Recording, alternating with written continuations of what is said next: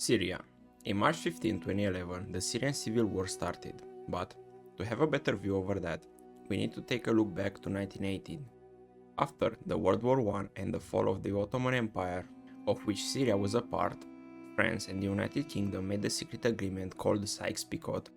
With this agreement, they drew new border in the region, creating the Syria, Iraq, Lebanon, Jordan, Israel or Kuwait of today without caring about the historical conflicts and the population diversity in the region. The most notable is the religious conflict between Sunni and Shia Muslims. Even though the Sunni Muslims are the majority in Syria, the Alawite minority, a branch of Shia Islam, took advantage of the French colonization, quickly making alliances with them. The French government began to favor them in military and administrative roles, further promoting the Alawites in power positions in the region. It's 1945, the Second World War is ending, and the colonialist powers withdrew from the region, but the borders remained unchanged. Also, the Alawites remained with the elevated status gained from France. Let's move on to the Assad regime. After a bloodless coup, Hafez al-Assad rose to power in 1970, establishing himself as the Syria's first Alawite president. He aligned with the Alawite elite and reshaped the military and intelligence agencies to ensure loyalty to his regime.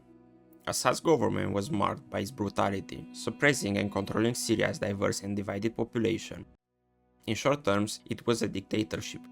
One of the most notable examples of this brutality was the massacre of Hama in 1982, where in order to suppress an uprising of the Muslim Brotherhood, al-Assad forces encircled the city for 27 days, leaving tens of thousands of civilian casualties and around 100,000 deportations. In 2000, after the death of Hafez al-Assad, his son Bashar al-Assad succeeded him, initially presenting himself as a modern reformer, promising economic and political reforms. However, this turns out to be a lie, and the regime continued its authoritarian practices. Back to the spring of 2011, protests ignited across Syria, the people demanding the end of the Assad regime. Bashar al-Assad's response was brutal. The government used violence to suppress demonstrations, using police, military and paramilitary forces. Opposition started to form quickly, and the conflict expanded to a civil war. But which are the sides of this conflict?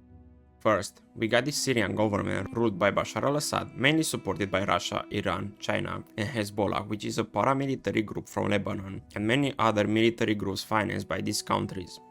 Second, we got the Free Syrian Army, the principal enemy of the Assad government, mainly supported by Turkey, the United States, France, the United Kingdom, the Gulf Cooperation Council, and other military groups financed by NATO members or other allies. Third, Syrian Democratic Forces from North and East Syria, where the Kurdish population is. The main forces are the YPJ and YPG. They are also supported by NATO, but Turkey, which is a NATO member, fights them. And we also got the fourth side. Terrorist groups like Al-Qaeda and ISIS that fights everyone, with their main purpose to create a new Islamic State. It's a very sensitive conflict where the allies of your allies can be your enemies, and by the time that goes by, more and more factions enter this war, in a way or another. And this can raise a lot of questions like, why so many big states are so interested in this war? The area of the Persian Gulf and the Arabian Peninsula holds about 30 to 50% of the world's oil reserves. And for that oil to be shipped to Europe, it needs to travel around the Arabian Peninsula to the Suez Canal in Egypt and then shipped to different European countries. But there is a more straightforward way, through Iraq and Syria, and then to the Mediterranean Sea, which can speed the process and make it cheaper.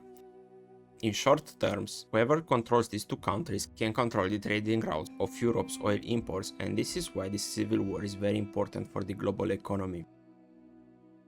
Moving to the 8th of December 2024, about a month before I edit this video, after an offensive headed by the HTS organization and the Turkish-backed Syrian National Army against the Assad forces, the HTS and the Syrian National Army managed to capture Damascus. This event marked the end of the Assad's family rule. Bashar al-Assad and his family fled the country, while the rebels took control over the local TV stations, announcing the fall of the Assad regime, and the soldiers of the Assad's army were announced that they are no longer in service as of 8th of December 2024, and a new transitional government was established. With the fall of the Assad regime, many refugees returned to Syria, only Turkey reporting 30,000 of them. But even though the Assad regime no longer exists, no one really knows what will happen next, if more Syrians will return home and Syria will be a peaceful country, or if the conflict will continue.